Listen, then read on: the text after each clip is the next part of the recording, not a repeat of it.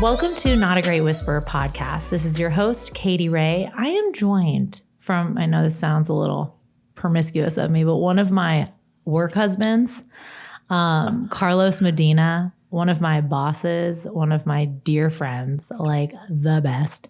How long have we known each other? I don't know. It's gotta be like, give the years, does it show our age? Yeah. Okay, we're gonna date ourselves for sure. We're gonna just pretend it's been a very long time, but we're super young, so it's probably when we were in diapers. I met her a month ago. Oh, you wish you didn't, because we have way too many stories for life. But thanks for joining. This is, oh my gosh, this is such a good time. It's like in the beginning of the podcast, like almost 2 years ago, I was like, we need to interview. But now you're just at like a point where it's like perfect, right? Yeah, I'm super excited. Right?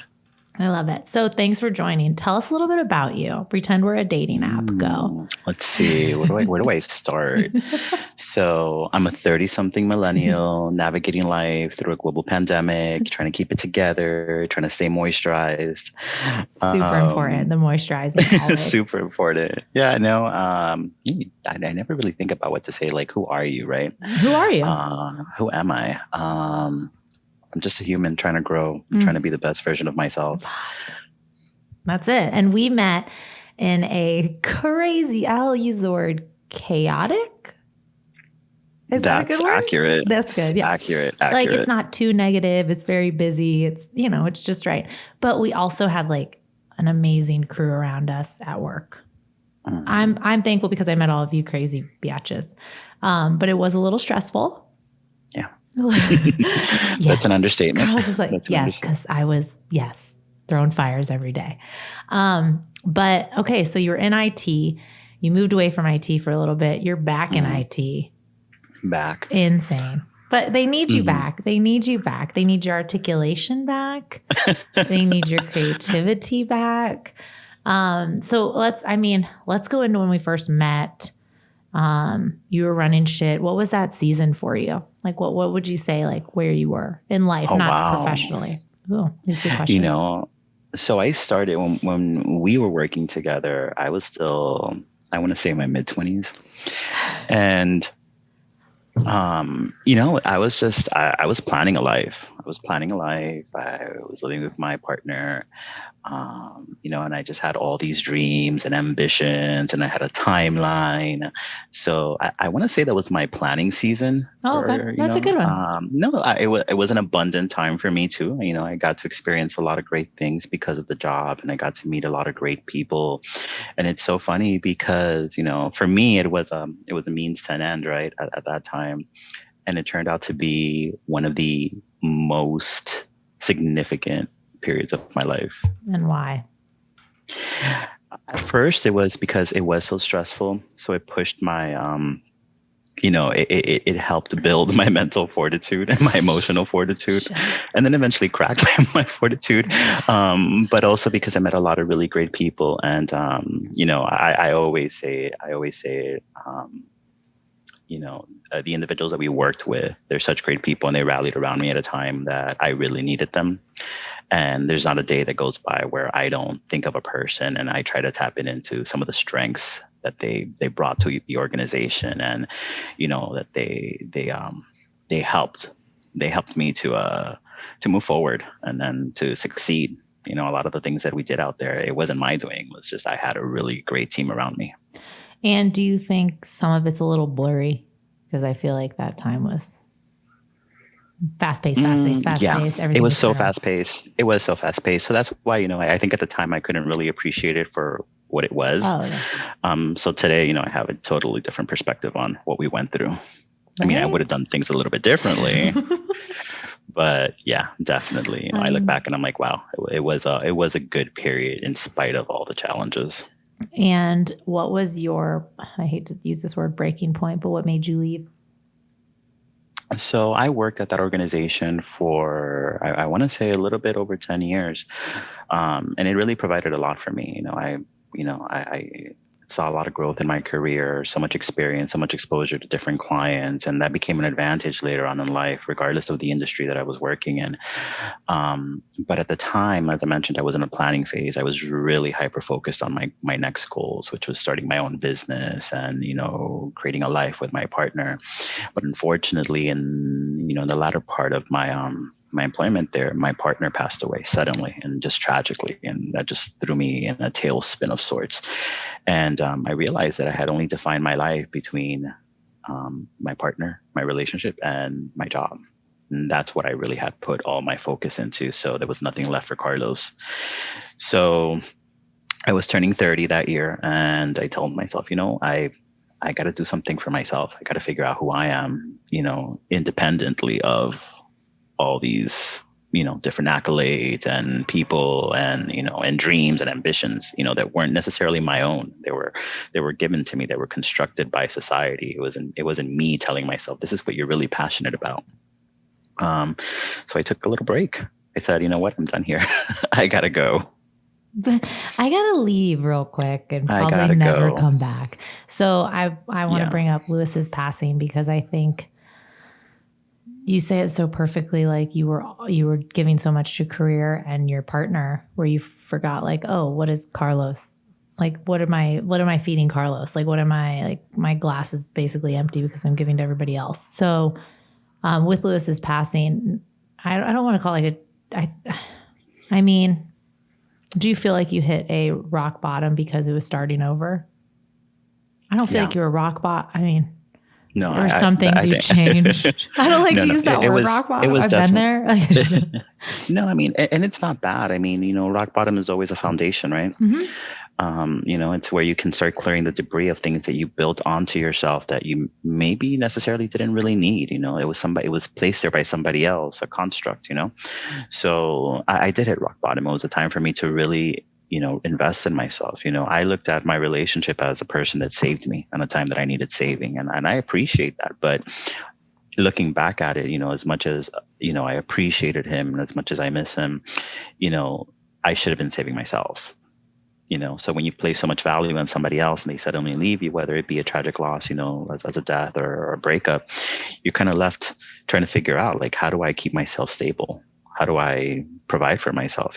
How do I motivate myself? I think I consider myself a hard worker, but the motivation behind that work has always been somebody else, whether it be a client or making sure my boss looks great in a meeting, or, making sure that my partner has their own launching point for their career, and I wasn't doing any of that for myself. And you loved and lost at such a young age. Yeah, it was just one of those things, again, it's a distortion. It's a cognitive distortion, right? You think this is not supposed to happen to me. I did everything right. I worked hard. I worked on my relationship, and why was it taken from me? I'm not even 30. I'm not supposed to be going through this. And I think one of the most inspiring things about you is you always reflect, and you're doing the work every day, and you're very honest about your highs and lows. And I think a lot of people aren't like, oh yeah, I went through that, but I'm good. Like, I'm stronger. Yeah, of course you're stronger, but you're going to still go up and down. Like, it's just being transparent and owning it, but you're very good at reflecting, also analyzing. But I feel like that's super inspirational.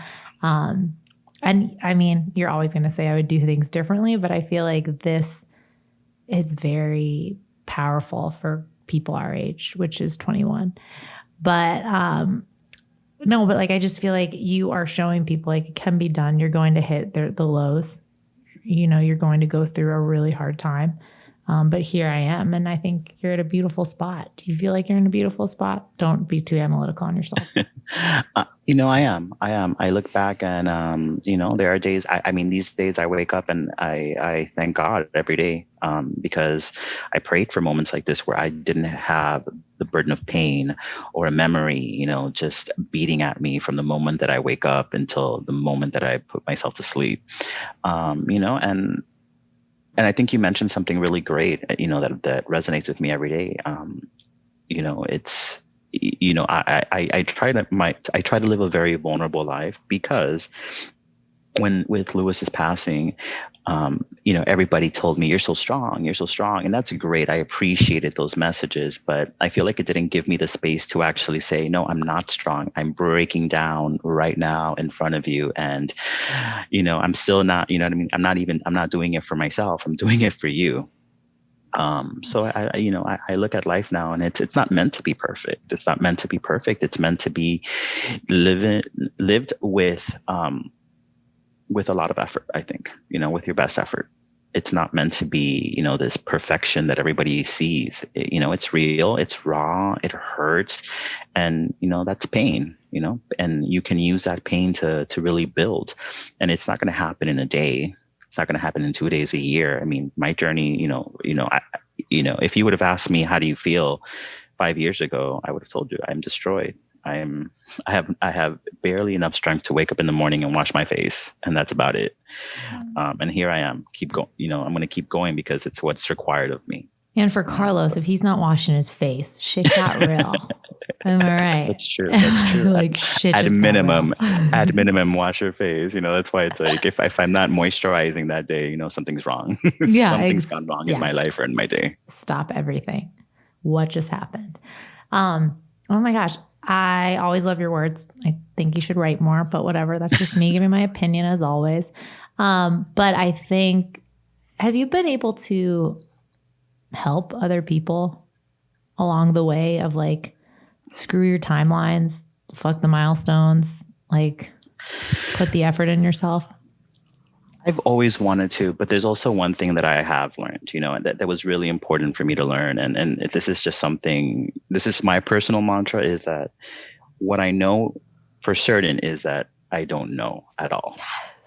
I think we talked about this the other day. Like, I'm not giving relationship advice to people. Yeah, I can't give somebody advice because it really took a while for me to determine, what, I can live life two ways.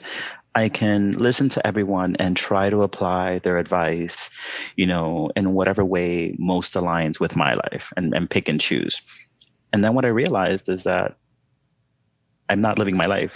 I'm just trying to construct a life that is similar to somebody else who seems stable, but that's not the life that I want to live. Or I could just take responsibility and accountability for the life that I am living and say, you know what, if I wake up tomorrow and I make this mistake, then I make this mistake, and I have to realize, why did I make the mistake? Is it because I didn't know? Is it because I didn't try? Is it because I lacked passion? But whatever it is, I tell myself, you're the cause of this, and you're also the resolution to this. So that's why, when it comes to helping, I would love to share my experience, but it would really be like this abstract, lecture on, hey, you just got to keep going. I don't really know. Have to keep going. This is what I do know about me, but I don't know about you, but this is what's happening. Yeah. I mean, but you put the effort in every day. It's not like telling people, but it's just kind of sharing your experience, because I feel like shit. So we've gone like a couple months without talking, things like that. But you have a really strong base of friends that know you, that you know them, that always like have a dialogue, right? Of just like, this is what I think, this is what you think. And then you kind of laugh about it. Like, our opinions basically suck for our lives. Like, we're going to just figure it out. I think it's like the conversation we're having the other day, when it comes to friendships for me, when I take on that role, when we have that connection, my role in your life is to support you. Mm-hmm. You and a couple of other people, I have a really, really good circle of friends, and we may not talk for weeks at a time or months at a time, but we pick up that phone and it's like, we're back at it. It's like, we're back at it. All we're missing is, some margaritas. A drink in front of us. Yeah. A drink. So when I look at that, when I take a look at my circle of friends, and, when I analyze my role in their life, it's to support them. It's not to tell you, hey, live your life like this. I can tell you, hey, that may not seem like a good idea, but if you're going to go for it, like, I'll be here, I'll drive the getaway car. I'll I'm really, I got you. Yeah. So I really look at my support team as that, individuals that have supported me, and, they've given me their best advice, but at the same time, they're not trying to build me into a version of myself that they need me to be. They've given me the space to really be myself. And that's what I try to do for them as well. It's not about making sure that they don't live a life that is free of mistakes. It's about making sure that if they do make a mistake, they know that they're not going through it alone. And that doesn't mean that I'm going to resolve it for you. It's going to mean that at minimum, I'm going to try some way to bring a smile to your face. I love that. And I mean, everyone has like defining moments, but when was your like aha moment when you were kind of in the dark spots of your life? Like, what was your aha moments? I mean, I bet you there were multiple, right? There were multiple moments. There were multiple moments, and there were a couple. I mean, and I would say, it's a journey, and I think your mom mentioned this. I love Donna. Shout out to Donna. Big D. She mentioned that in her interview, and I love her because she's been through things, and she mentioned it. It gets better. It gets better, and you can't look at it as just we all want it to be tomorrow. When you're going through pain, you want immediate relief, but maybe the goal should be tolerance rather than relief. How well can I manage through this? So there were a couple of moments there. I remember, one day I called you in tears going through what I look back now as a trivial trauma, but, it was compounding with everything else that was going on in my life. But I called you and I'm like, this is what I'm going through. And you said, let me give you a call back. I'm going to tell you a story and I'm pretty sure it's going to make you feel a little bit better. And, because I was like, I can't help you. I am like in it. And I just want to tell you that we can do this. Like we can do hard things and like, it'll be okay. But I didn't know how to help because I was like, my mind is in your same like heartbreak and like, I'm not sure. Maybe we can both swim out of this together or we can just drown together, one or the other. And you know what? And that was a really, really defining moment for me because I realized I'm here seeking perfection. And for who? For who? What am I trying to build this life? So I, again, to just add a little more context, my boyfriend passed away suddenly and tragically, left me alone. I couldn't keep up with the demands of my job, not because I wasn't good at it, but because I just didn't have the motivation behind it anymore. I didn't know what was going to motivate me anymore. I had jumped into another relationship without really understanding the baggage that I was bringing into that relationship and burdening somebody else with the task of supporting me and making me happy when at the time I didn't even realize what it was going to take to make me happy. I didn't even know that. And having the conversation with you, it made me realize I'm trying to build a life that has a semblance of acceptable, that, hey, you know what, you're good, you're normal, you belong, you're part of the herd.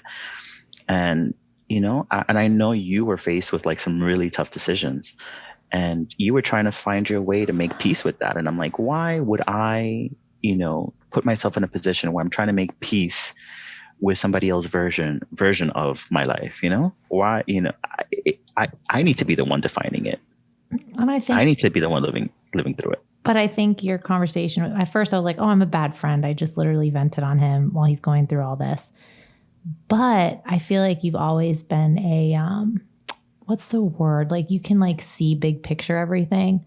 So when you like see big picture, it kind of like hones you into your picture. So I don't know what I was thinking. That was kind of like me. As a friendship, I feel like I was not a good friend at that time, but I was also in a super bad Oh my spot. gosh, at all. But I feel like you are a big picture person too. And I mean, you say like you gave him your burden, but also you knew it was a time for just you, like to figure out you. Yeah. Yeah. But it was again the same thing, you know what I mean? Like I was trying to replicate parts of my life that as a 30-something-year-old I needed to have. You need to have a relationship. You need to have stability. You need to have a good job. You can't, you need to earn this much. You need to be here based on where you were 2 years ago. And no, you really don't. You really need to survive. And if it's something that 2020 has taught me, I'm sorry, 2020 it has taught me, it's that it's that life is full of uncertainties, and we have constructed these expectations and they're great to have. They're great to have a goal, but we also need to make sure we have that clause in the back of our mind that, hey, you know what? Sometimes shit goes wrong, and it's not the end of the world. It's not. And you want those moments because from those moments, you can find a whole other world of opportunity, a whole other world. And you might start living a life that you have never imagined. Yes. I would like to live Carlos's words out. I I do. I do love our conversations. I wish we could just record all of them and just add them for a series of Carlos and Katy. But one of my really, I mean, you have like mantras and things like, what's your quote? What's your song you go to and stuff? But like, how do you know you're enough, right? When you've gone through hell and back, you know, like what's your thing? Are you still fighting every day? Well, I guess that's one of the biggest lessons I learned. It's I am enough, regardless of what I'm going through. That's just a given. You know, I'm always going to be enough at minimum, you know? I feel like our imposter syndrome's real too. Cause like I have days where I'm driving my car and I'm like, I'm enough. Katy, why'd you apologize today? Like I'm enough. And I still have to do it. And people are just, you're strong. And I'm like, no, not always. Like I don't always see my value that other people see. But that's an always like, right? Don't we always work at that? Yeah, no, absolutely. You know, I deal with that every day, but it's just about silencing that, you know, that phrase, you know, like that, you know, yeah, it's like, you know, it's okay to be questioned, you know, that's just life, you know? So I tell myself every morning, you know, when that voice creeps up, it's like, are you enough? And I'm like, no, I'm here. I'm breathing. I'm enough. Like, yeah. And you're like, in my skin regimen, my moisturizer makes me so enough. Yeah. I'm like, I'm so enough. You know, I moisturize today. I'm sure you know, there is a gap I fit somewhere. You know, and maybe it's fortune, maybe it's luck, but you know what? I will play the hell out of that.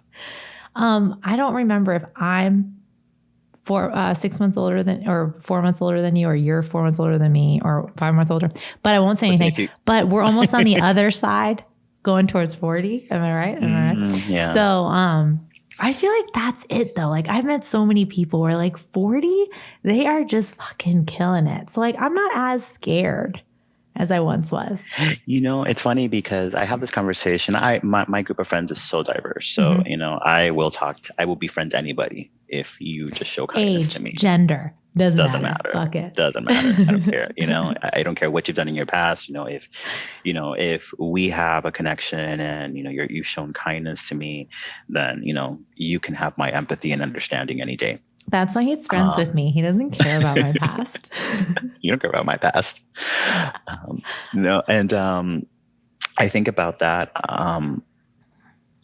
you know, ultimately, you know, I was talking to a friend and she was reminding, you know, she was telling me like, I'm about to go into my 30s and, you know, I'm really anxious. I'm not living the life. And I'm like, I had that breakdown at 20. At 30, at 35. And I've told myself, you know what, I'm going to be cognizant of that at 40. So I'm not going to stress it. You know, if I've made it this far with experience and even, you know, and I still think that my experience is crap sometimes. I'm just going to go for it at 40. You know, I'm not even going to stress it. I'm not going to think about it.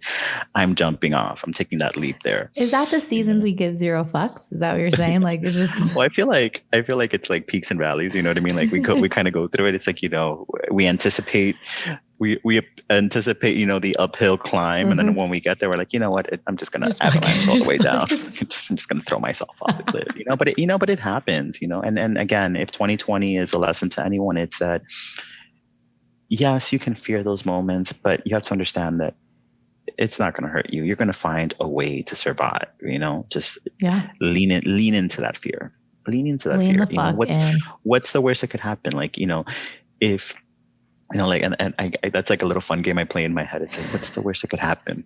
And how would I do it? You know what I mean? Like, and then I play a character in my head. I'm like, okay, if this is the worst that could happen, what's my response going to be to that? Do you remember like, how shitty I felt with dramatic? The worst thing happening? And then what could happen here? Like, how shitty could I feel here? Like, that is a fun game. I think everyone should play the what's the worst that could happen game in your head. I add characters to it. You know what I mean? So I give myself a little flavor. You know, I'm like, you know what? If I do mess up everything and I'm at rock bottom again, who do I reinvent myself into?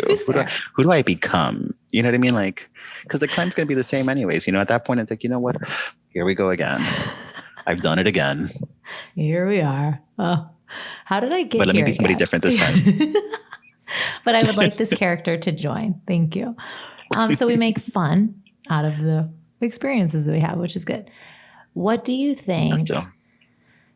I mean, what gives you your personality? Like laughter, crying, laughter? Like what makes you who you are?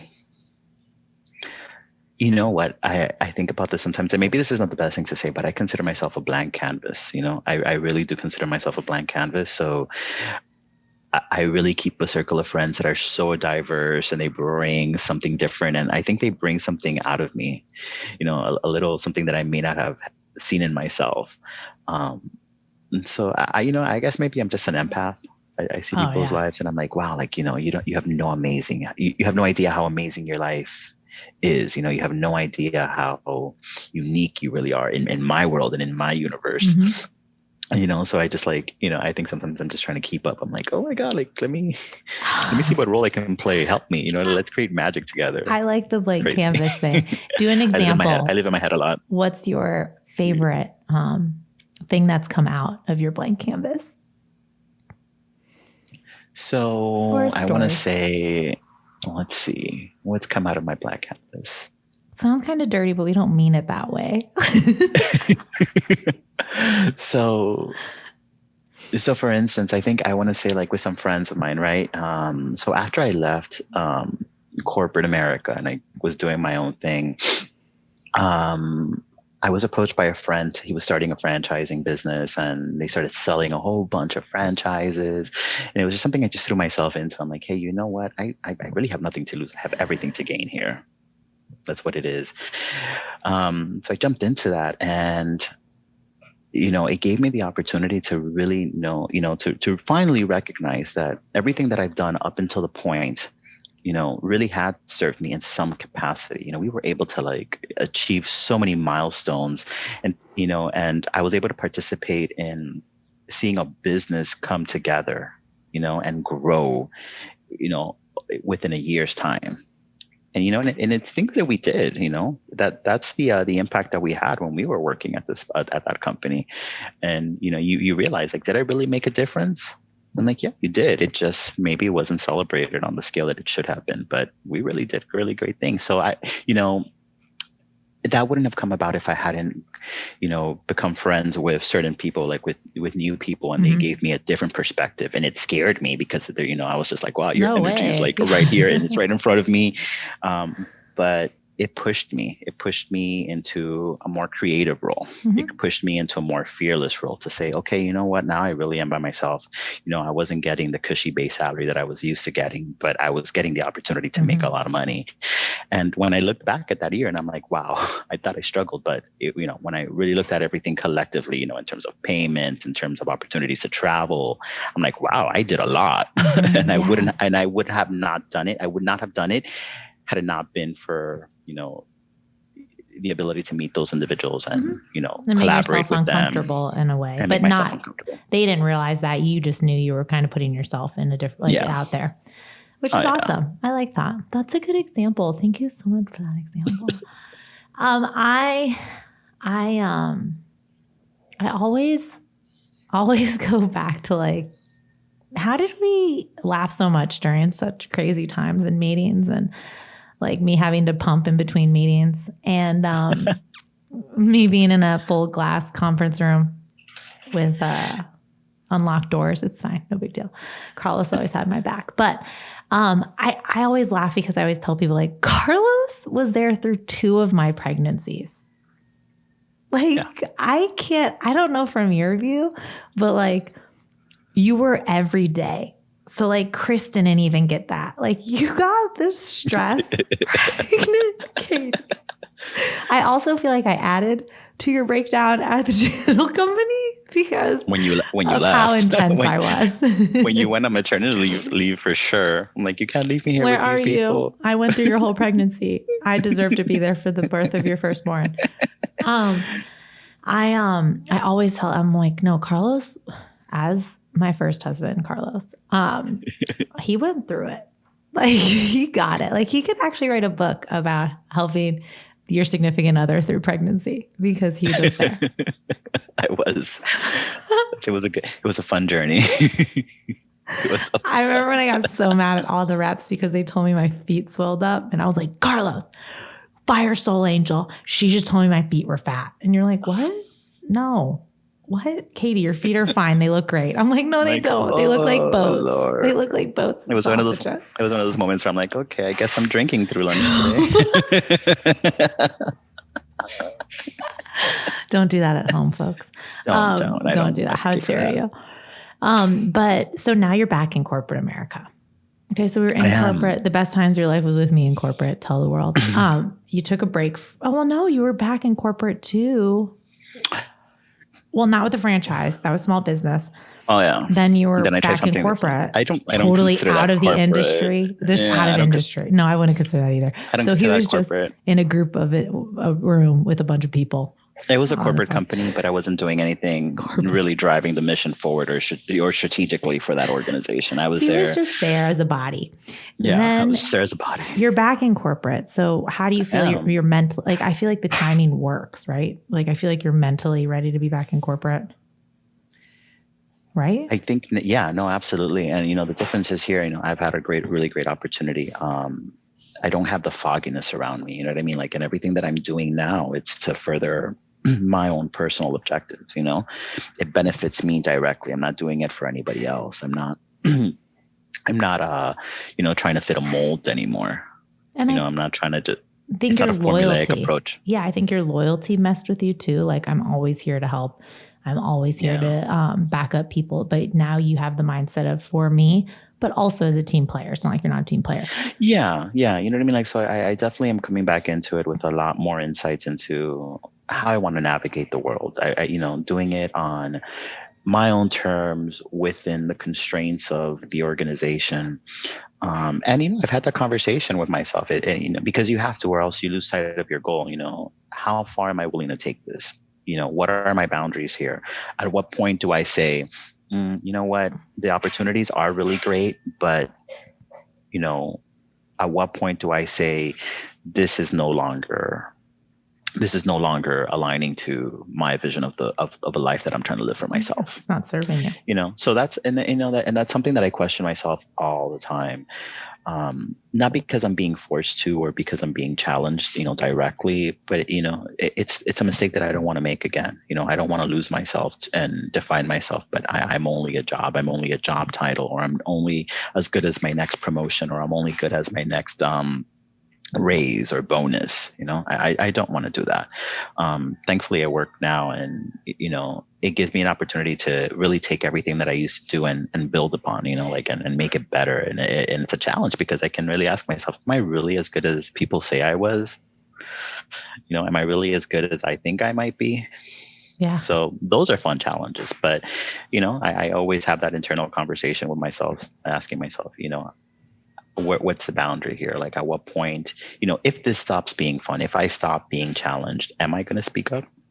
Am I going to do something? Am I going to take action? Am I going to hold the reins to my life, or am I going to hand them over again? And, maybe it's a conversation might not ever happen, you know what I mean? Like, but I think you always have to be cognizant of that. I don't want to repeat the same mistakes. Yeah. And this is, what season would you call this? The season of Carlos? Yeah, this is definitely season of Carlos. And, I'm definitely putting myself first, and it's something that I don't think I've done in a very, very long time. And the times that I put myself first, it was to wallow in depression and misery, and just kind of like, self-soothe. But now, it's about making sure that whatever I'm doing, I'm living it on my terms. It's got to have a benefit to me. I have to make sure that, that I'm not constructing a life because it meets the expectations of where I'm supposed to be at 30 something. 30 something. 30 something. I like the season of Carlos, and I feel like, even though, the world can be like, Carlos, it's about you now. You're going through these struggles. Make it about you. You had to figure out when that was. Like, that was on your time. Like, not everybody telling you their opinion of when it should. And your friends are always going to be like, oh my gosh, you're enough, because we see it. Like, we 100% see it. But it's like, you're still going to get there at your time. Yeah, and again, that's what life is about, and making sure that you're not afraid of those moments, and looking back at everything that I went through, hitting rock bottom, leaving a job, not figuring out, how am I going to continue to work, what's going to happen here. those moments are really good for you, because when you have nothing to lose, when you truly, truly have nothing to lose, you have everything to gain. And sometimes it's really, really hard to see that, because you're still holding on to that trauma that, no, I've lost everything. And I'm like, yeah, you have, but you can gain everything too. Yeah. The suffering's the same. Nothing to But I'd rather, lose. but I'd rather suffer. I'd rather suffer knowing that there is reward at the end and fulfillment, than just to suffer, over a memory. Yeah, you're right. I think you should give advice to people, but it's not like advice. It's just you storytelling about life. I love the season you're in, but I also love all your messy seasons, because we're messy as fuck. I mean, like, we're messy as fuck. Like, that's what I love so much about you. I know. I like to schedule my breakdowns now. That's like, good. you know what? A month from now, after I've really done, I've accomplished all my objectives, for my job personally, I kind of just want to lose it altogether. Like, you're killing this time management thing. Oh my God. We'll go back and do we'll do the Ybor City crawl. Yes, once COVID's over. Oh, please. Let's just like tap in just a little bit. Dating through COVID. Go. No, thank you. No, thank you. No. Entertain yourself, calls. But don't entertain yourself too much. Thank FaceTime you. calls. Schedule your FaceTime calls too, guys. I think it's important for people to just have friendships that are real, messy, loving, understanding, goes through highs and lows. I think that just brings out the best in people, out of people. I think you need friends. For you. I'm thankful for you. I'm thankful for friends that give you the space to be yourself, to break down when you need to, and to, and for me, it's always about setting that expectation. Hey, you know what? I may not be able to pick you up that ground, but I'll try. And if at minimum, I got a couple minutes, I'll sit down next to you. And I've been off my workout regimen for like a week, so my arms are pretty not working. So I'll try. So you know what? Yeah, I'll try. I'm just gonna lay down next to you in this mess of a life that you've built. I'll keep you company, and let's order some pizza. I mean, one of the moments that like taught me the most is just being quiet. Was when we had to clean out Lewis's closet, and I say this not to bring up the memory, but it was just like a moment where I can't say anything. There is nothing, and Jaden was with us. And so he was strapped on me, and we were just doing it, and we didn't really say anything. You had your moments with certain things, but like, it just made me realize like, at a time in your life, like you, as a friend, you have to realize like, you can't provide anything to fix this. Like, I had to just shut the fuck up, be there for you, just like as a person, like just stand there.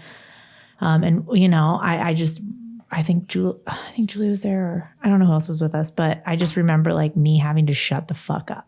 Like, I had to learn that. Like, as a friend, sometimes you can't say shit. There's nothing at all that will help this moment. And I just remember you just did it, and you knew you had to do it. You didn't want to fucking do it, but you just had to do it for yourself. And you kind of like took that, I mean, we were just there to support you, but that's a perfect example of what you say. Like, that had taught me so much about friendship. Like, I'm not always going to have these words of wisdom. Like, shut the fuck up sometimes. Like, shut the fuck up. No. And that's what I say. I think, for me, my friends were pillars at a time when I couldn't keep myself up. And you need that. You need those type of friends that, again, will be, will live in that uncomfortable moment with you. You know what I mean? Like, this, obviously I want to see you happy all the time, but I also know that you need to navigate through that, and I can't chart that course for you. I'm not even a great navigator to begin with. You know what I mean? Like, don't give me directions. Don't give me a compass either. Lost. I'm confused. Yeah. But exactly. you taught us all a lot too. Like, you did, and you don't even realize, because I mean, you were just going through the motions. But you taught us, I learned so much in that time where you were at your, like, grieving the hardest. Because you're a strong person, but there's just a time where strength doesn't even come into play. Like, you got to fall. Yeah. And I think that's what I mentioned too. For me, it's like, I wasn't given, I wasn't allowing myself the opportunity to break down. Everybody kept saying, you're so strong. And I'm like, okay, this is what's expected of me. Okay. All right. And this is this is how I navigate. Okay. I'll take this as a professional challenge. Crazy. And I'm just going to create an action plan through it. And that came, I sacrificed a lot of I sacrificed a lot of sanity in that. Your I mental really did. health and My mental health, I completely compromised it because I didn't give myself the opportunity. I wanted to break down. I deserved that opportunity. I went through a lot, and I wanted to do it because, everybody kept reminding me, you're so strong, you're so strong, you're so strong. And I guess, there was a moment I would have liked to have heard, and I don't fault anybody, but I would like to have heard it's like, hey, break down if you need to. Break down if you need to. Question everything if you need to. Question your entire life. There's nothing wrong with that. There's nothing wrong with reaching a point in your life and saying, is this what I want? Do I know what I want? Are you running on fumes? Are you doing this because you think this is what you're supposed to do? And I said, COVID's been horrible for a lot of people, but in that, in that chaos, in that trauma, it's also allowing us an opportunity to really come back and say, how do we want to adapt to life again?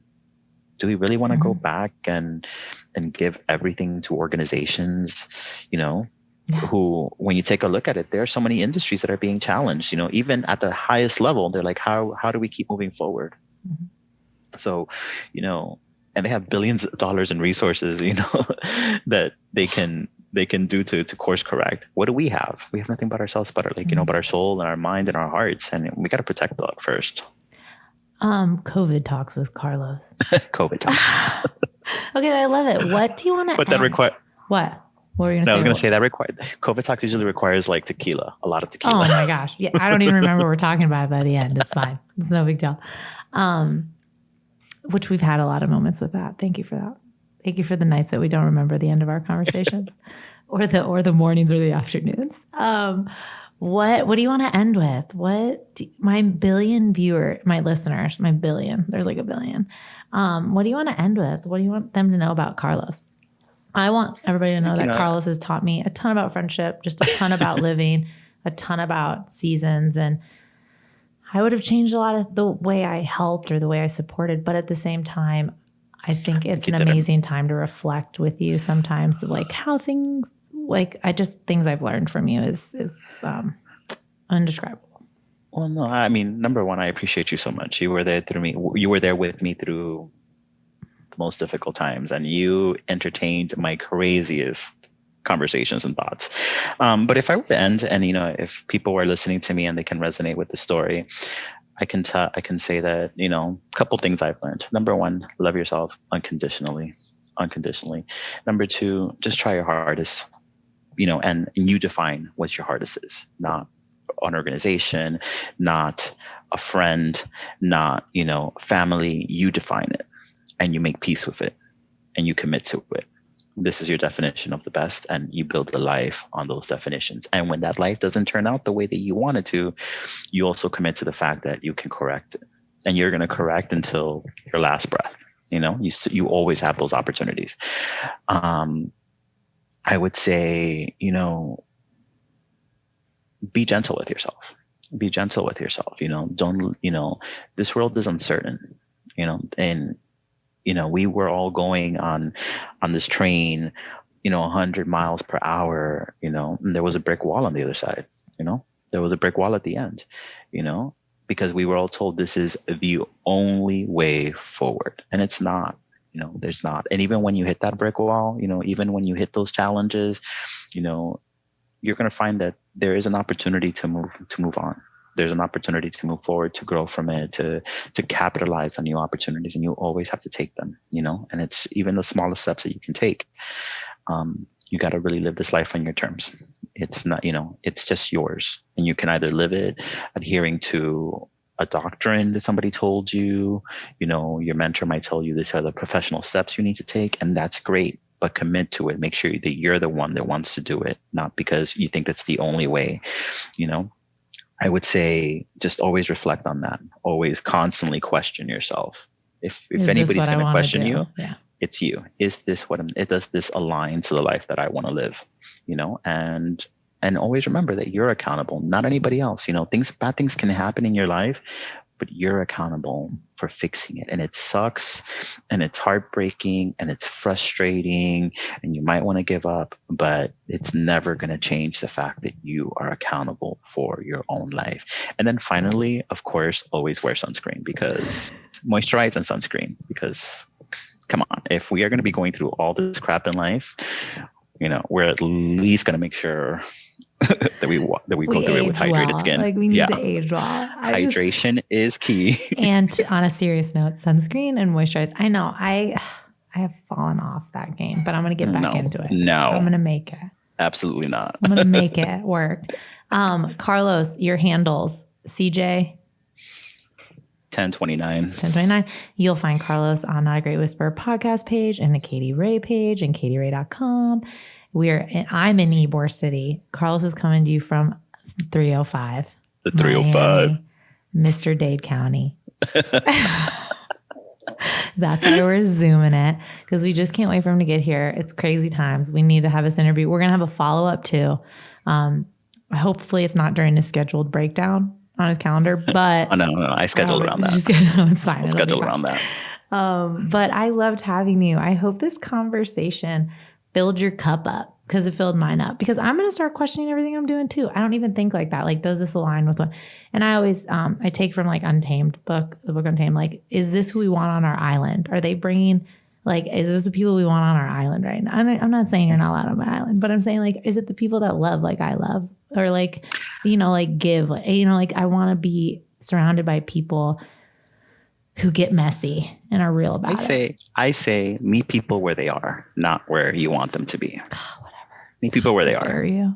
How dare you tell me that? Oh my gosh. All right. Well, I love it. Am I here? Can you hear me? Yeah. Oh, good. You disappeared on my screen. Oh. As long as you're here. Let me find you. But anyways, we are going to get a picture. Thank you for joining Not a Great Whisperer podcast. We are with Carlos Medina, one of my favorite people in the world. Say bye to my listeners. Bye, guys. Thanks for bye, joining. Katy. Love you.